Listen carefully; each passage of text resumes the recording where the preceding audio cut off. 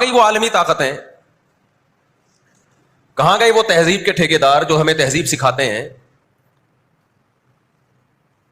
ساری دنیا ایک بات جانتی ہے کہ 18ویں 20ویں صدی سے پہلے مکمل فلسطین یہ کس کے پاس تھا؟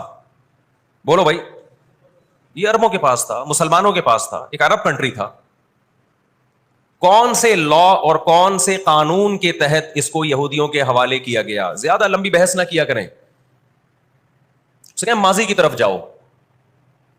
کون سے قانون کے تحت اس میں یہودیوں کو لا کے زبردستی بسایا گیا ہے؟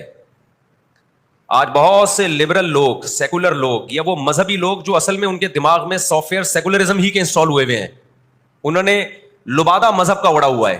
آج وہ بھی چھپے لفظوں میں اسرائیل کی حمایت کر رہے ہوتے ہیں کہ جی زمینیں تو فلسطینیوں نے بیچی تھی یہودیوں کو. آپ اگر اپنے ملک میں کسی کو زمین خریدنے دیتے ہو تو کیا اس کا یہ مطلب ہوتا ہے کہ کل وہ آپ کا باپ بن جائے؟ دنیا میں کہیں کسی کنٹری میں یہ لا ہے کیا؟ آپ نے اجازت دی اپنے پڑوس میں آ کے کسی شخص کو رہنے کی، کل اس نے آپ کے مکان پہ بھی قبضہ کر لیا، کل اس نے اپنی ریاست کا اعلان کر دیا. دنیا میں کہیں بھی اس بات کو تسلیم کیا جائے گا؟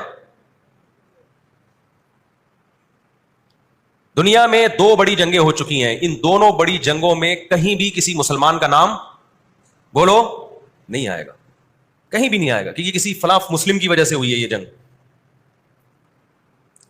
اور اب تیسری جنگ عظیم کی طرح، اور یہ جنگ ہوگی، یہ ذہن میں رکھیں، کیونکہ فلسطینی کسی قیمت پہ بھی یہودیوں کا تسلط فلسطین میں برداشت نہیں کریں گے. They fight to die. وہ لڑ کس کے لیے رہے ہیں بھائی؟ بولو موت کے لیے. جو موت کے لیے لڑتا ہے اس کو تو زمین چاہیے ہی نہیں، اس کو اپنا فرض ادا کرنا ہے. بھائی نہیں ہو سکتا، یہ نہیں ہو سکتا.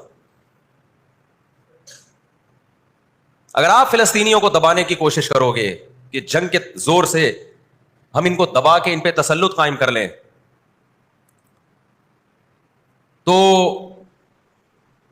60-70 سال سے زیادہ عرصہ ہو گیا جنگ کے ذریعے ان پہ کنٹرول کرنے کی. اب تک کنٹرول، یہ 60 سال کا عرصہ بہت ہوتا ہے. اور اس میں آپ یہ نہ دیکھیں کہ چند یہودی تھے، چند ہزار یا چند لاکھ. اس کے پیچھے بہت بڑی طاقت جس کو امریکہ کہا جاتا ہے، اس طاقت کا بھرپور استعمال، اس کی مکمل سپورٹ کے بغیر کے باوجود بھی اب تک فلسطین پر مکمل کنٹرول نہیں ہوا ہے. انہیں کیا مل رہا ہے ان فلسطینیوں کو بھائی؟ آج وہ اسرائیل کے سامنے ہتھیار ڈال دیں، اسرائیل ان کو نیشنلٹی بھی دے گا. اسرائیل وہ لگژری لائف ان کو دے گا جس کا میں اور آپ تصور بھی نہیں کر سکتے. وہ لگژری لائف دے گا ان کو، لیکن وہ کسی قیمت پہ بھی آمادہ نہیں ہوں گے.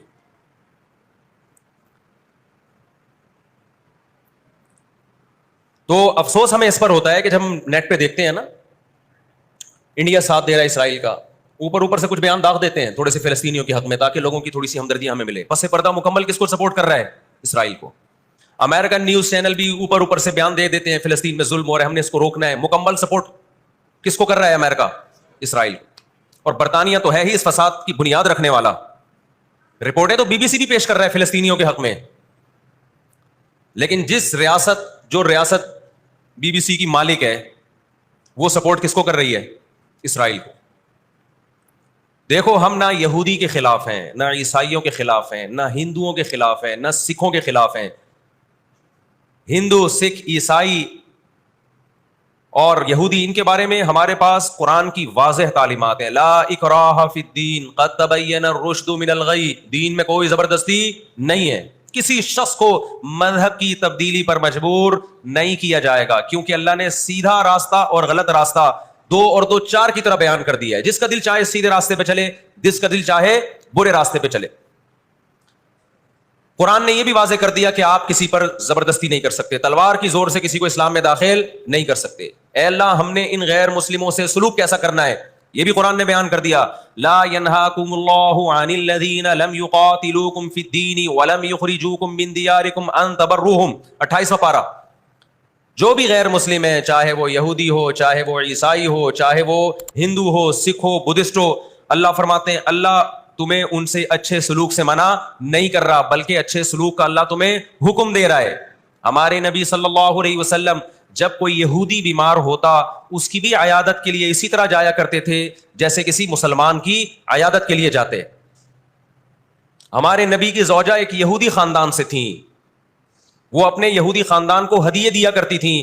ہمارے نبی صلی اللہ علیہ وسلم نے اس عمل سے انہیں منع نہیں کیا. اور آج بھی بہت سارے یہودی اسرائیل کے مسئلے میں فلسطینیوں کے ساتھ ہیں, ان کے حق میں مظاہرے کر رہے ہیں. ہماری دشمنی یہودیوں سے نہیں ہے, عیسائیوں سے نہیں ہے, ہماری دشمنی ان یہودیوں سے ہے جو اسرائیل کو سپورٹ کر رہے ہیں. آپ اگر قرآن اٹھا کے دیکھیں,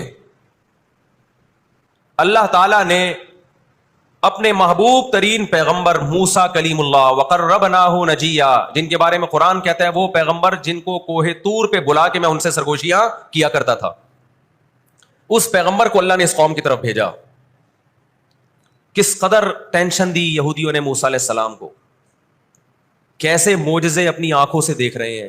درجنوں مرتبہ لاٹھی کو سانپ بنتے ہوئے دیکھا,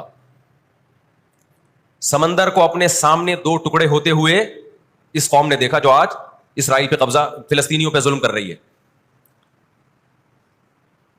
آج یہودی کیا کہتے ہیں کہ بیت المقدس ہمارا ہے, ہمارے پیغمبر موسیٰ علیہ السلام, ابراہیم علیہ السلام, یعقوب علیہ السلام, اسحاق علیہ السلام, یہ تو سارے ہمارے پیغمبر ہیں, یہ سارے ہمارے پیغمبر ہیں, تو یہ ہمارا قبلہ ہے. یہ قرآن کیا کہتا ہے؟ آپ سورہ بنی اسرائیل اٹھائیں.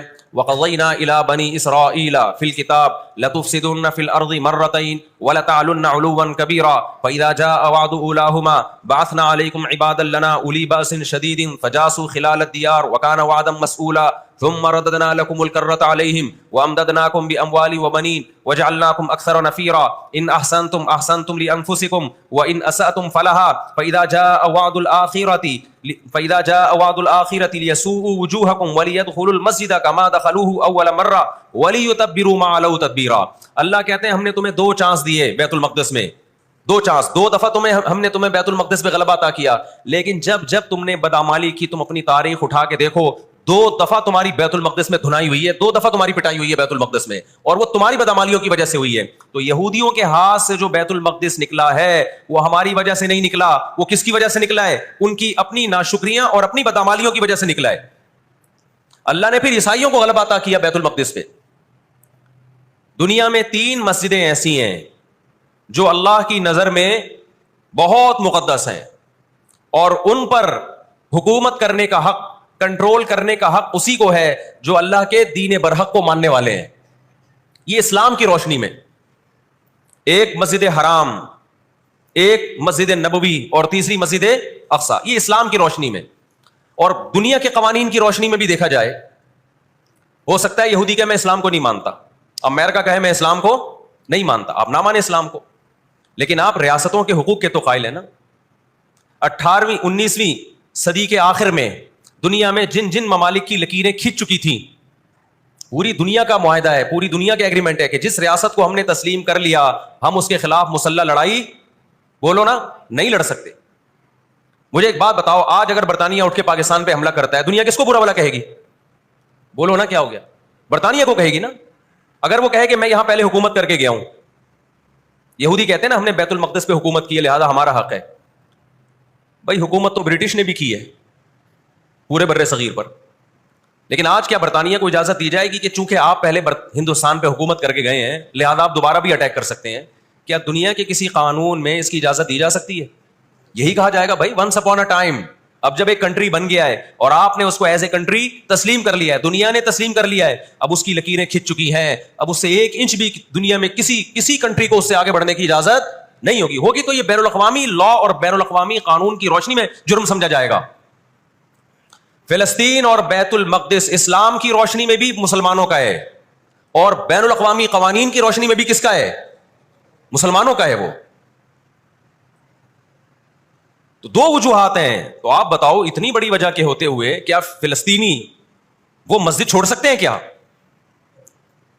آج ہماری مسجد پہ کوئی شخص آئے, کوئی دوسرے مولوی صاحب آ جائیں کہ میں مسجد پہ قبضہ کرنا چاہتا ہوں, کیا کمیٹیاں قبضہ کرنے دیتی ہیں؟ بولو بھائی کیا ہو گیا؟ نہیں دیتی. حالانکہ وہ بھی مولانا صاحب بھی ہیں, لیکن پھر بھی کوئی قبضہ کر لے انسان برداشت کر لیتا ہے, چلو جی ایک مولانا کو نکالا تو دوسرا بھی